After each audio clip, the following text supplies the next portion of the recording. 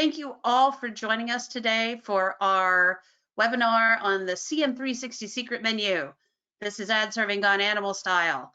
I'm very excited to have you all here, and I'm really happy that we're going to be having so many people learning about some of the secret sauce behind CM360. To get us started, our presenters today wanted to know how familiar you are with CM360. So I'm going to launch a poll here, and if we could just have you fill that out really quick and let us know how familiar you are with Campaign Manager 360. I've never seen it before. I've seen it before but not used it. I've used it a little. We've got a bunch of responses already coming in. Thank you very much. I eat Campaign Manager 360 for breakfast. That is not me, but I know that that is the other two people that are presenting today. Oh yeah, we love eating Campaign Manager for breakfast. Oh yeah, with milk. We like it with coffee, with milk. It really goes well with any breakfast foods. Yeah, any breakfast. Okay, we got a lot of people voting, so I'm going to go ahead and close that poll and share the results. Looks like we've got about 45% more than most people have used it a lot. Some people have used it a little. Very few people have not seen it before, so that's great. And there are a few real experts on here. So Danny, Jeff, you've got some people there that are going to be interested. Okay, so let's jump back over here into the slides. Before we start talking about Campaign Manager 360 and I turn it over to the experts here, I just wanted to introduce you to AdSwerve. We are the leading Google Marketing Analytics and Cloud partner. And I'm going to turn off my camera because you don't need to see me. You got these great slides. You see some of our clients here. We've got a lot of big name clients and small name clients, agencies and direct marketings. We are the largest independent Google marketing platform provider, and we've got over 200 industry leaders and platform experts here. Something I think that we are proudest of is that we have a 99% customer satisfaction rating, and we'd love to be able to satisfy you. So today we're going to talk about a few things. I'm going to introduce you very quickly to the people. Actually, I'm going to let them introduce themselves to the people who are going to be presenting. Then they're going to talk about why Campaign Manager 360 is valuable. They'll talk about the secret sauce and the off-menu items, and then we're going to give you a little bit of time for some takeaways and some questions. So let's start off with some introductions. We've got two experts here today with you. The first is Danny Elward. There she is on camera, our Manager of Implementation Services. Danny, do you want to introduce yourself to people first? I'd love to. Thanks so much, Sandra. So nice to see everyone, and thanks so much for joining us today. As Sandra mentioned, my name's Danny Elwood, and I am the manager of our implementation and onboarding team here at AdSwerve. So my team focuses on making sure that our clients are set up for success when they initially onboard onto these platforms. So that's really, really important for me.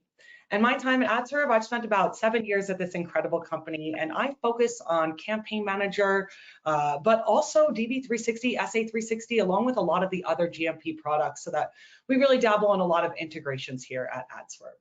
And I'll go ahead and pass it to Jeff to go ahead and introduce himself as well. This is my co-presenter today.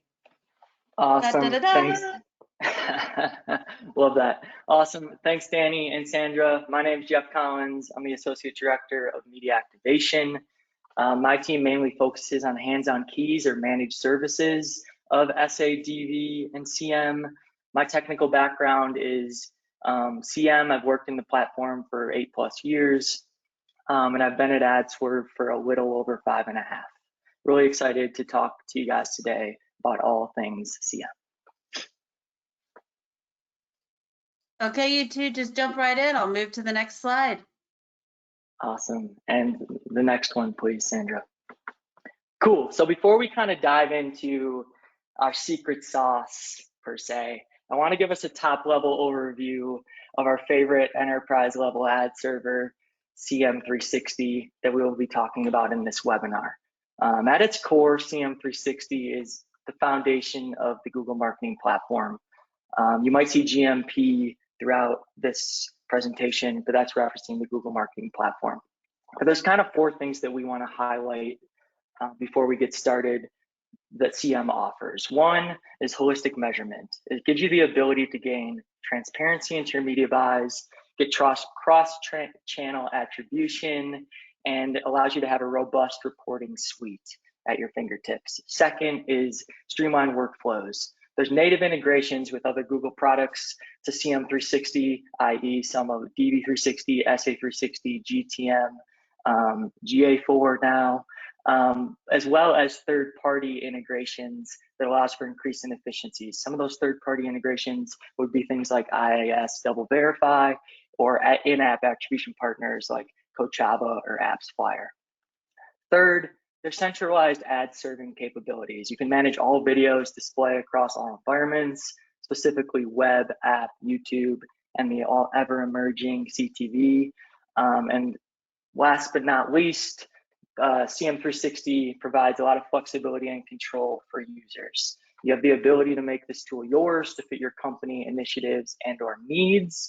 It's really customizable. There's a lot of settings available that can work with multiple workflows to measure your campaigns however you prefer. I want to hand it over to Danny now to kind of kick off our secret sauce. Awesome, thanks, Jeff. And just to let everyone know and provide some clarification here, there isn't necessarily a secret menu, but there are a lot of lesser known, lesser used features that make up AdServe's secret sauce. So today we'll be covering a few of our favorite features that will help you be efficient within Campaign Manager. But as a member of AdServe's onboarding team, I find it imperative to start out by discussing the most fundamental foundation for success within Campaign Manager, your initial setup structure. So leveraging and making smart decisions on your account hierarchy is one of the best ways that you can take advantage of Campaign Manager's off the menu items. This is the backbone and foundation for any Campaign Manager account, which falls on how you structure and organize your advertisers and campaigns. And this will be a major help when it comes to looking at your campaign's reporting data to determine if you've reached your goals, integrating outside platforms like SA360, DV360, or analytics tools to have data flow at the right levels of the hierarchy for all UIs that you're using, and being able to scale your business as you add new initiative campaigns or product lines within your marketing efforts. So to make these considerations, there are a few things that you can ask yourself, including for your reporting output, how will you aggregate data to support your business marketing objectives? Your focus here should really be on data aggregating at the right levels to align with your business's final reporting view.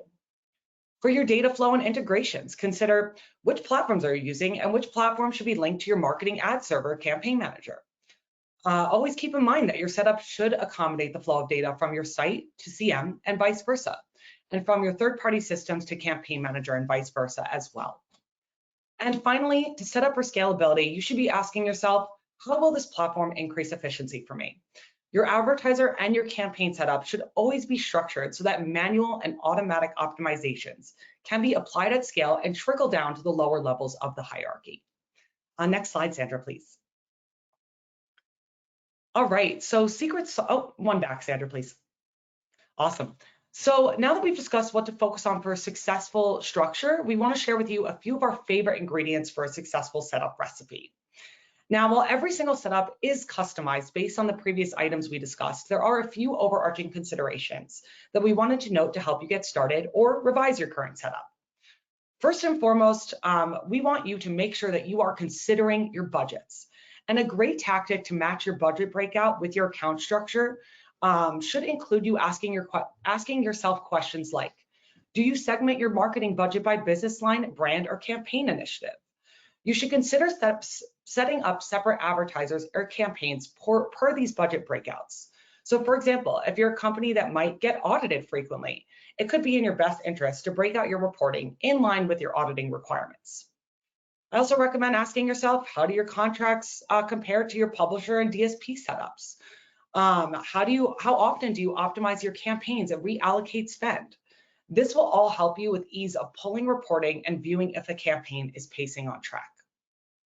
We also recommend using domains to guide your advertiser setup. Are your business lines on one URL or are these on separate domains? Are you looking to understand how your ads drove conversions between your business lines, or is there no need to connect the path to conversion between your business lines? This will help you separate or aggregate your customer journey between your domains so that you can understand your conversion data through your preferred lens. Next, you should always ensure that your setup is consistent with other delivery platforms, your business setup, and any CRM tools. This will help with platform linking to ensure your data is flowing at the right levels. Since when it comes to DV360 linking and that brand safety for IAS and double verify, reporting linking, and other custom setups, at the end of the day, we want this to align with your data output. Now, oftentimes account structure starts with identifying consistencies in your delivery so you can implement changes at scale. As I've mentioned, the campaign manager hierarchy, which you're seeing on the right-hand side of your screen here, allows you to make changes at the higher advertiser or campaign levels that will trickle down to your lower level placement ad and creative items, and even your linked platforms. So when you identify which changes you can apply to multiple items, you can make a change in one area of the platform, which will apply to many items, instead of having to click into each of your individual ads or creatives or other items to save yourself time. So for example, a big time-saving feature that some of you may be familiar with is the event tag application, where you can apply third-party tags to piggyback off of your impression and click tags at the top levels of your account so that all campaigns underneath this are tracked by their third-party pixels. The last overarching tip we have is to create new items only when needed. We recommend retaining campaign, ad, or creative IDs for ease of pulling automatic reports and to keep data associated with certain items when necessary. If you have a great setup, you shouldn't have to change this for a long time. You can always swap items, copy campaigns, copy your structure, which will save you time when creating these campaigns. So some final takeaways before we move on from account structure. Make sure to translate your media plan to the specific levels of the hierarchy and stick with it for consistency. Also, take the necessary time to test and think about your setup. You want to make sure that you test out the different ways that you can get to the right spot. And if you do have a complex setup and you aren't sure how to match this with your business structure, make sure to talk to AdSwerve so we can help you interpret your setup and translate this into a campaign manager account structure. Awesome. And I'll pass it to Jeff for the next slide. Sorry, I was muted. Thank you, Danny. Now to the power of floodlights. Just like Danny mentioned, the importance of taking time to dial an account setup, it is equally important to take time with your floodlight setup and strategy in order to have a solid foundation for your cross-channel attribution story and reporting outputs. On this slide, I have floodlights broken out into 3 different sections: 1, organization and management, integration and possibilities, and future-proofing floodlights now, I'm gonna start with organization and management. Tracking your main KPIs is essential. Knowing what your main KPIs are and aligning your floodlight tracking strategy with goals across the business is key. Whether a net new account or a new initiative campaign that you have, making sure your success metrics are tracked correctly with CM360 floodlights is very, very important. Second, accounts can get messy really fast. So keeping your account clean for all of your workflows is also important. I know if you have a lot of teams or users working in your account, having your floodlight strategy dialed in will allow you to be agile and get the necessary clean data you need to prove and show out your performance. Also, keeping the roles and responsibilities of floodlight management clear is key. Who are the players that are part of your floodlight management? A lot of times that can include multiple teams. That could be the strategy team trying to optimize towards the floodlight. That can be the ops team in CM trying to build out the floodlights and pass through the necessary data. And that could be the web dev team or the TMS or the tag management solution team placing the actual code on site. Keeping everyone on the same page is an essential component of floodlight management. Just want to call out that our team here on AdSwerve Media Activation, we use something called an external site tagging doc. And this allows us to track comms, updates, has a place to put any QA notes, any specific triggers. And this becomes a source of truth for floodlight management across all things CM and floodlights. Just want to put that out there. If that's something you don't use, highly recommend using that within your internal teams on floodlight management. Second, to integrations and possibilities. If you have DV360 or SA360, through linking your accounts, CM360 floodlights can be leveraged for optimizations in DV360, or even fuel a bid strategy in SA360. Second, the new CM360 to GA4 integration that Google talked about on the roadmap yesterday and is out now. Danny will go into that in more detail later, but I did just want to highlight that when CM360 and GA4 are linked, GA4 events do port over into CM360 as floodlights. And there's a lot of things you can do with those that Danny will go in further in this webinar. And third is if you do have any offline data, or if you have CRM data or anything you want to import into CM and add to your attribution story, the offline conversion API needs a floodlight in place to pass that data into CM to do a lot of cool things with it. And last but not least, future-proofing your floodlights now. I think this is top of mind for everyone as we're less than a year away from third-party cookie deprecation. Just want to call out some things you can consider now, or some control you can have in your CM account at the floodlight level to be prepped for that.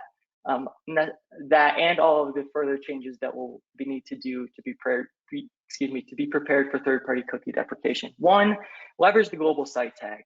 And if you're not leveraging the global site tag and you are leveraging GTM, make sure you have the conversion linker plus GTM working together. Second, attribution opt-in, opt-out. Floodlights that are important to your attribution reporting and campaign success should be opted in. Floodlights used for things like retargeting pool creation can be opted out. The goal of this is to just have cleaner attribution data and a cleaner attribution story, and eliminate floodlights or data that is not necessary to that. Third, this isn't out. This is a teaser kind of, and I know Google talked about this yesterday on their roadmap, but there will be conversion categories that can be assigned to your floodlights. So starting to think through what those might be, how you might want to define floodlight groups in your account is essential as we move forward into third-party cookie deprecation. And like I've mentioned a couple times in this, all three of these steps will help to fuel Google's modeling with relative signals now, because there's some modeling that happens now, but especially when we're heavily modeled when cookies are gone. Next slide, Sandra.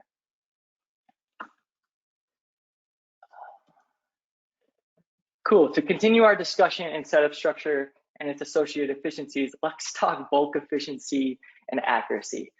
Everyone is looking for ways to streamline workflow and find time-saving methods when it comes to working in CM.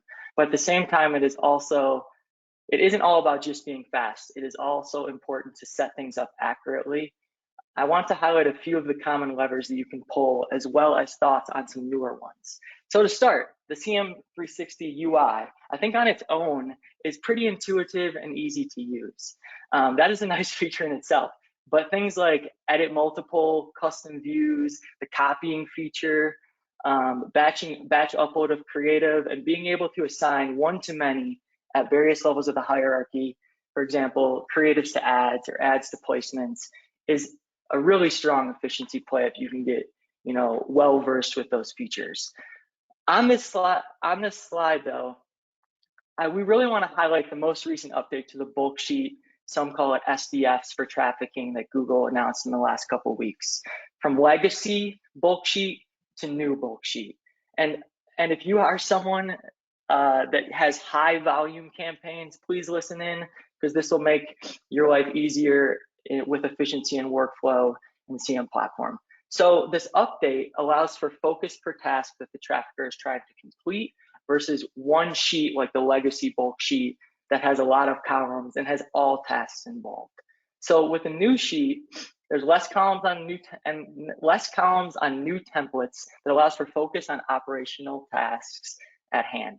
The new update includes options for templates of summary view, placement view, ads view, creatives view, placement and ads together, and ads creative together. You can see in the screenshot here, I have this for placements. You can also edit columns, you can add things to it, you can kind of make it your own and kind of really focus in on the task or the bulk task you're trying to do for yourself or your workflow. Our suggestion on when to use the new bulk sheet, low-hanging fruit per se for efficiency if you want to try it out, is to focus on specific trafficking tasks like creating new placements in bulk on their own, or creating new ads in bulk on their own, or creating new one-by-one trackers in bulk on their own. It's probably the least resistance or barrier to entry for this tool. It's rather intuitive on how to get those things done in bulk. But once you get familiar with those, we recommend diving in deeper and trying to explore other efficiencies. Also, last but not least, I want to highlight that you can use bulk sheet to manage and make updates to floodlights and audiences in CM. We believe right now it is best for updating status of floodlight, that attribution opt-in, opt-out. You can do that in bulk for all of your floodlights on this tool. And once conversion categories does come out from Google, you can assign them and manage them on this sheet as well. And I see the tip is up. So the trafficking bulk sheet tip, we do want to call out a few things here. So and something to consider when you are creating things from net new, creating one of them in CM. So let's say a placement. If you create a placement in CM and you export the bulk sheet, all the necessary columns will be filled with the necessary data. So you can just kind of mirror that as you're working through the bulk sheet. And then the second one is, if you are creating net new, make sure to create or keep the ID column blank for the net new placements that you have. That will allow for elimination of errors as you're going through the workflow and alleviate a huge pain point I think people have with bulk sheets in general. Cool. Now on to tracking videos in CM360. Let's continue to talk about structure and more efficiencies with these. There's really two most common ways to track videos, via one-by-one and or hosting the video itself in CM360. When hosting the video in CM360, a robust reporting suite is available to be leveraged and at your fingertips in your data. As you can see at the metrics on the right side of the screen, there's really a lot of metrics you can have to highlight quartiles, completions, plays, mutes, etc. If you do have a one-by-one that's site served, the only reporting that you will be able to get from the CM reporting suite is impressions and clicks. So our best practice recommendation, when possible, because there's definitely publishers and reasons when you would need to use one-by-one site serve videos to track site serve videos, when possible, serving the video and hosting it in CM360 is a best practice recommendation due to the robust reporting outputs that are at your fingertips.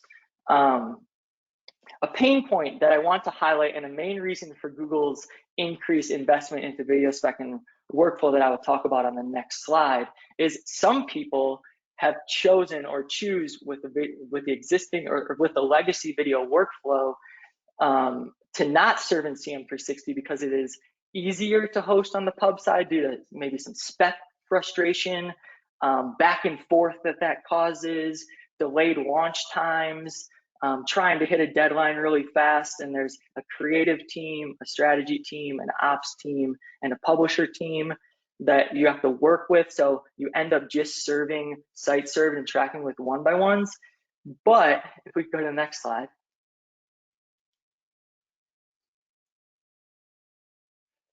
what Google has done is they've really put some cool features into CM to help alleviate that pain point. Especially with video as a QA, comms, and workflows between those parties involved that I just mentioned.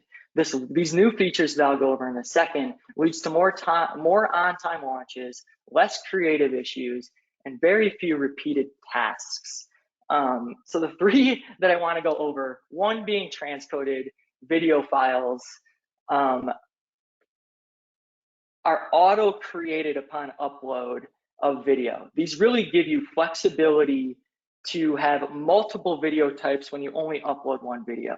So for example, you upload one MOV or MP4 asset, and CM360 creates multiple versions file types that you can leverage to then turn on and off and control and assign to placements to then send over to video partners to serve.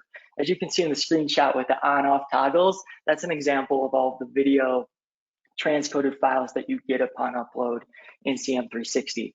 Next is the ability to see publisher spec compatibility for top video pubs upon upload, also upon upload into CM360.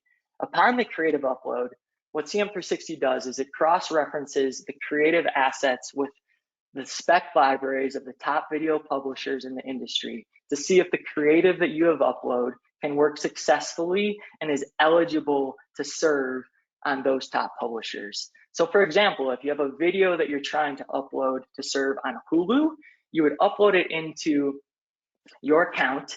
It would transcode your files and give you transcode file options. You would also have the ability to look at the spec library and see if Hulu's approved, or see if that video is approved to run on Hulu. This is really essential because then you could continue on with your trafficking process, assign it to your placements, and get the placements over, the ad tags over to Hulu to then hopefully serve seamlessly. The asset checking tool, just want to call out from a spec standpoint, looks at frame rates, aspect ratios, file weights, and also the generated transcoded files to see what pubs you are actually able to serve on and you're up to spec for. Yeah, definitely some tips from a transcoded publisher spec library standpoint. Using a heavy, high quality video, MP4 or MOV file allows for more flexibility. And then setting those spec rules that I mentioned, whether it's the Hulu specific pub specs or any, kind of video partner specs or VPaid status at the site and or placement levels, allows you to have more control and flexibility. You can make changes to VPaid and site spec assignment at both of those levels, site and placement. And then last but not least, this is also teasing a new feature that'll be coming out in the next couple months, but VPaid will be able to be auto-configured for placements. So it gives you the ability to serve across, mobile, web, and CTV. Why this is a really valuable feature that is going to be coming out is a lot of CTV partners do not allow VPaid to be part of their tags. So you have to create specific ad tags for CTV partners. Now you will be able, bear with me, a couple months from now, you will be able to have one tag that runs across all 3 channels due to this new feature that Google's going to roll out. So more to come on that. Keep your ears and eyes peeled. We'll make sure to communicate when that's out to our clients. Awesome. So now over to Danny to talk about our off-menu items. Awesome, thanks, Jeff. And yeah, the remainder of our presentation, we'll talk about what we view as the off-the-menu items, AKA the written and unwritten tips on how to use the reporting tools from our perspective. So as we shift gears to talking about video, we wanted to address efficiencies and reporting associated with this specific channel, CTV. So when you host or when you're able to host or track your videos within Campaign Manager, you'll be able to view reports that help you measure your campaign performance on CTV alongside your other channels that you're tracking. And here are a few reports that we use frequently that we want to call out. First and foremost, the unique reach report. You can use this report to see how often users interacted with your CTV ads across different environments and devices, such as you can see on the bottom right, connected TV, desktop, smartphone, or tablet. And this really helps you understand the sites, countries, placement types, device types, and more that your campaign is reaching the most users on. So with the information that you get from this report, you could potentially increase ROI by using these insights to optimize your campaigns and adjust budgets. Now, to help with CTV reporting, we have a few new or newish metrics that we want to call out. On the right-hand side, you'll see a few different co-viewing metrics that are available. And for those of you who aren't familiar with these metrics allow you to understand your impression reach when many users are viewing your ad together in one room. Oftentimes, a lot of us are watching television with a partner or maybe a few friends, maybe your family.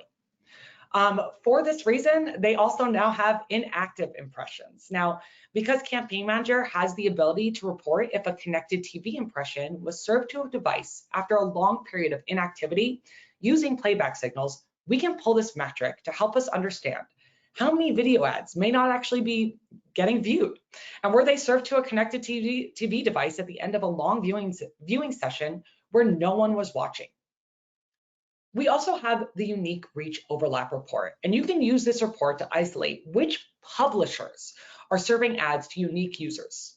And we also now have the frequency distribution metric, which helps us understand how often or frequently unique users tend to see your ad across all third-party CTV and YouTube devices.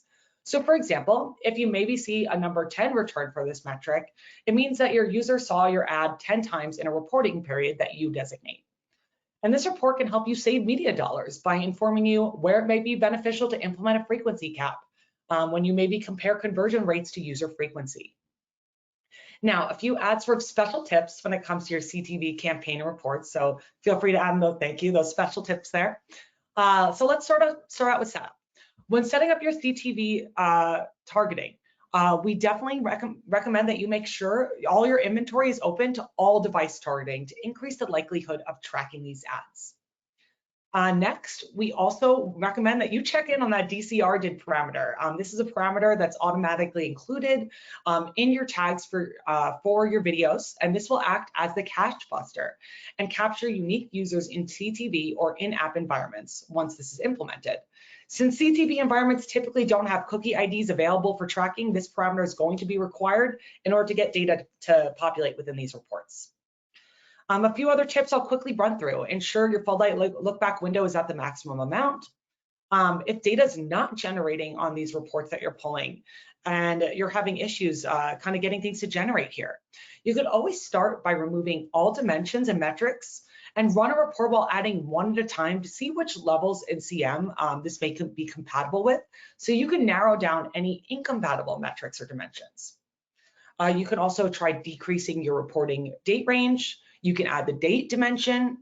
You could also limit your geography that you're looking at within your report to just the United States, since oftentimes reach data is not available in other countries and will just return a dash, aka no data.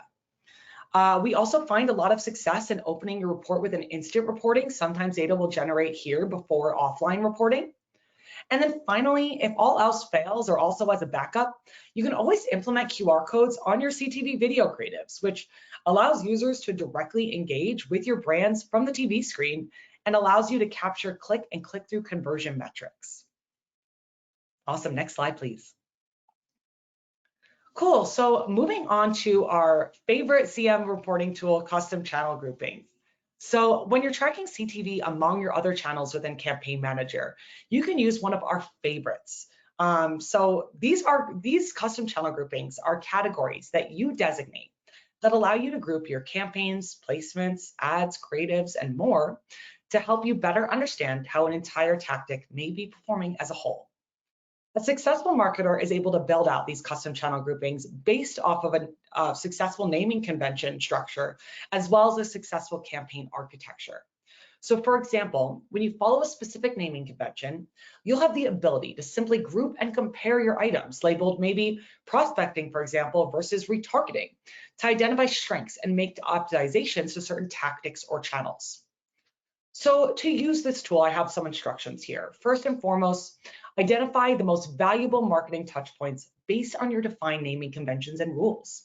So we recommend considering maybe 5 to 10 distinct channel groups that categorize your media campaigns and tactics, which can look similar to the ones I've actually provided on the right. So you'll see organic, emailing, other, and more. These are all the different channel grouping categories. That is one of the possibilities that you can create. So to determine this, you can kind of ask yourself, how can I best demonstrate the value of upper or lower funnel activities? Maybe which creative versions are performing better than others? Or which channel or remarketing strategy has the best performance? I definitely recommend starting out with identifying that question that you're looking to answer. And once you've defined what questions you are looking to answer and the groupings that will help you do so, you can set this up within the attribution UI by defining channel groupings based on naming conventions and rules. And rules can be set up based on these naming convention exclusions and inclusions that you set up for your default channels, your campaigns, your sites, placements, and any other level within the hierarchy. So you can actually make multiple channel groupings, and you could do this by creative type. So maybe an idea for you could be separating out your channel groupings by display, in-stream video, in-stream audio, and native. You could do this by tactic, maybe like I said, by awareness and retargeting. And you can also add in by channel. So search, social, programmatic, organic. Once you set up your channel groupings, you can apply these within your view. And you can actually even go ahead and add secondary filters so that you can understand how your items are being categorized and make sure that this is correct so that you can make additions or subtractions to your rules. So for example, I know there was someone on this webinar who asked about the category other. You can always take this category, add a secondary filter so that you understand what additional items are being categorized within this grouping and eliminate or recategorize these items based on their names. And then finally, once you have this set up, you'll have the ability to interpret reported data through the lens of your channel groupings. You'll be able to take actions based on your insights and understand, for example, who are the most optimal display publishers from a custom channel grouping perspective. Maybe which attribution model gives best value to my social activity? Does my budget perhaps need to be reallocated to a better performing channel? And for those advanced marketers out there, you can always leverage DDA models with custom channel groupings. And you can use this within Campaign Manager attribution to understand maybe conversion lift for a certain channel grouping, or even use this within SA360 to use within bid strategies and calculate lift and conversion rates for certain channels. And apologies for the redundancy. Awesome. Next slide. So yeah, I just wanted to quickly show you all an example. This is one of the ads, sample channel groupings that I've gone ahead and set up. I'll often also set these up in a customized way for my clients as well so that they can quickly jump into reporting and view this. But as you can see, we can easily tell what are the total conversion values for each of these custom channels that I've set up below. And then I just want to quickly mention that the reason why I set these up instead of using the default designated channels is because I want to get more specific with what is considered rich media and break that down into a further category. Sometimes the default channel groupings that are already available may not necessarily reflect how you would like to categorize things for your business. Next slide, please. Awesome. So now jumping into another one of our favorite customizable reporting tools, conversion segments. So while the previous tool I talked about, custom channel groupings, will aggregate your data, conversion segments will filter your view so that you're only seeing data associated with specific conversion paths you'd like to further understand. So this helps with customizing your Campaign Manager attribution dashboard so that you can isolate specific sets of conversion paths. And this can be super helpful for any advertisers who have a ton of conversion data so that you can more easily understand how certain channels or creatives, etc., are working together to drive conversions and reach your goals. So what are some of our tips on how to use this feature? Well, first and foremost, you can use the built-in default segments that are available within the UI, and these are definitely really helpful. You'll be able to see pre-built default segments that are click-through, maybe social-only interactions. However, customizing these can help you see the specific conversion paths that you identify based, again, on your naming convention. So very, very important that naming convention structure is in play, or other default categorizations. So for my example here that you're seeing on my screen on the right-hand side, I wanted to understand more about how my display and search channels are working together. So I can set up a conversion segment like the one you're seeing on the right-hand side of your screen, where the first interaction is a display ad, and then the user clicks on a search ad and ends up converting. So once this conversion segment is created and applied within my view, I'll be able to view these segments through the different attribution lenses available in the UI. So at its simplest, I'll be able to understand the number of conversions generated from this segment, as seen on the bottom right-hand side of my screen, 4,045 in this case for the date range that I chose. But we can get even more insightful with these reports to understand who are the lead generators. So where's that first interaction occur with this segment? Which items assist within this segment, and more. Next slide, please. Great. So really, really excited to talk about this. I know Jeff gave a little bit of a teaser, but per the roadmap that happened yesterday, hopefully a lot of you got to attend the Campaign Manager roadmap presentation from Google, but we believe that this feature deserves another call out. So for those of you who might be taking your reporting to the next step by understanding how your media efforts lead to user interactions on yours or your client's sites. You can now link Campaign Manager directly to GA4 via the new native integration that's available now. And this linking allows for 3 key features: floodlight linking, where Campaign Manager, DV, and SA360 can treat GA4 conversions like floodlight activities. Bidding, which, allowing for that bidding and consolidated reporting on these actions in GA4 and the media platforms, which is something we've never been able to do before. So some use cases for this: you can view your GA4 data within CM alongside your other channels that are being tracked here. You can activate against this by increasing your budget for display campaigns and creatives that are driving your desired GA4 actions. And you can use GA4 events and floodlights within SA360 and DV360 bid strategies. So there's a lot of different things that you could do here. We're still exploring this feature. It's really, really exciting for us and all of our clients. So to get started, we recommend going into your advertiser's floodlight configuration within Campaign Manager, where you can begin this linking process and add those IDs for GA4. But for really specifics on next steps, we'll be following up with our one-sheeter for all of our clients, which contains the very specific necessary steps that you have to take in order to set this up. Awesome, next slide. Great. Cool, So and I'll be fast here. I know we have a couple of things we want to get to questions. So just some key takeaways from the webinar today from Danny and myself. Just want to highlight that CM is the foundation of GMP stack, our favorite ad server in the space. Account architecture really does fuel tech maturity. Matching your setup in CM360 to your business needs is essential. Organizing and future-proofing conversion tracking, keeping your management clean, tracking what you can, and having your conversions dialed in is very important. Gain efficiency with the new bulk sheet updates. Those templates, get in there, try them out. There will be some efficiencies you gain, and hopefully some tasks that you don't normally do in bulk, you can now do in bulk in an easier way. Hosting videos in CM360, you get that robust reporting suite. The reporting tips and tricks that Danny just went over for segments on conversions and CTV, and then the GA4 to CM360 new integration. We just want to bring that to the table. And then I guess across the board, we're here to help you guys. And I know Danny has a couple additional resources that she wants to highlight of how we can, as well as there is an offer that I am going to talk about in 2 slides. So please stay on. Danny, you want to talk about the additional resources first? I'd absolutely love to, yeah. So next slide, please.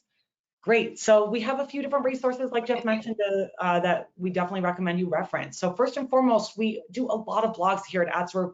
Our SMEs, our local SMEs at our company are posting a lot of stuff about Campaign Manager new features, their opinions on efficiencies, even other platforms like talking about the SA360 migration and more. So please go ahead and check out our blogs on our website. And then for all of our clients, we do have some really great resources. Oh, sorry, previous slide, please. We have some guides and one-sheeters that we'll actually be sending out today. So we'll be sending out, like I mentioned, our guide on how to link Campaign Manager with GA4. We also have an AdServe video that goes over conversion segments and custom channel groupings and how to set those up. And we also, in addition to that, have a one-sheeter on unique reach reporting that we'll be sending out. And then finally, of course, we have a ton of AdSwerve services that can help you with anything that you're not quite sure about. Sorry, previous slide real quick, one last time. So we do have a ton of AdSwerve services that we can definitely help you out with if you're struggling to make decisions on any of the previous topics that we talked about. So if you're not quite sure on how to make decisions in your account structure, or how to set which floodlight activities you should set up. There's a lot of different things that we can help out with here at AdServe. We also do a reporting attribution walkthrough. So I know a lot of you submitted questions about running through specific reports, and we actually do this walkthrough with your data so that it makes sense to you. We can tell that story that you're looking to tell. So please reach out to us if there's something that maybe wasn't addressed today that we can help you address further. And now next slide. Awesome. Cool. We have an offer for you guys. Obviously, we went through a lot here. So following up this webinar, along with the resources that Danny mentioned, we have an opportunity for all of you to have a mini assessment completed and then a session with some CM360 experts from AdSwerve to really ensure that you are using the CM360 to its fullest potential. Be on the lookout for a form like this in the follow-up email that will be coming out next week. So please sign up. We're excited to talk to you guys and kind of, go over all things CM and your CM setup with you. Cool. All right. Now to Q&A. Yeah, so we're like right at when we're supposed to be in the webinar, but we do have a couple of questions. I'm going to ask a couple of questions that we have a lot more than a couple of questions on here. So if we don't get to your question today, understand that we can do a follow-up with you to help you out. So just wait for a follow-up and we'll get to you. But I'm going to ask a couple I think that we can get to pretty quick. First, is the mini assessment free? Yes. There you go. See, that was nice and easy. So yes, the mini assessment is free. You, if you'd like to do that, just fill out the form. That form will come in our follow-up to this webinar. When should I use click trackers versus tracking ads? Do tracking ads track clicks? I can take this, Danny. Yeah, tracking ads do track clicks. I think there's some unique scenarios when you need a dynamic click tracker, i.e. maybe via an email. So then you'd have the ability to change the URL on the backend in CM, but then keep the click tracker on email. But I think most of the time you can use a tracking ad or a tracking creative or a one-by-one to track clicks if that's what you're trying to do. The benefit to that is you also get impressions. One other thing to note there is it's more expensive from an ad serving standpoint to just track clicks. You'd be charged at a CPC if you have a one-by-one and you're tracking clicks, but also impressions. If impressions outweigh clicks, you would be charged at a CPM. So there's some money saving benefits there too, on top of just functionality. That's a really good answer, Jeff. And in addition to that, you also have the ability to turn off your tracking ads if you no longer want to track an item, so that you're no longer generating data and paying for that. So that's the difference as well. Oh my gosh, so many questions and more keep popping up. I'm going to ask one more question, then we're going to go ahead and close out today. What section has the GA4 CM link option in floodlight configuration? It should be very explicit that says, Google Analytics linking. I can jump in and, make sure that I get the exact naming for that really quickly. But yeah, it sounds like you're in the right area. Yeah, it should be under the floodlight configuration, not your advertiser properties. Gotcha. If you're not seeing it there, please let us know. Maybe that's something we can look into for you. Great. So we have several questions that we're not able to get to with our time today. I just want to take a moment to thank you both for the expert advice that you have given and a really fun presentation too. We had lots of little chatter in the background, lots of questions coming in. Just remind everybody in the follow-up to this webinar, we're going to send you an RSVP for your CM360 mini assessment, which is free. And maybe you'll get lucky enough to be able to talk to one of these fine people or any of our other 200 subject matter experts. We're thankful for you being here today, and we hope you have a great rest of your day. Thanks, everybody. Thanks. Thanks, guys.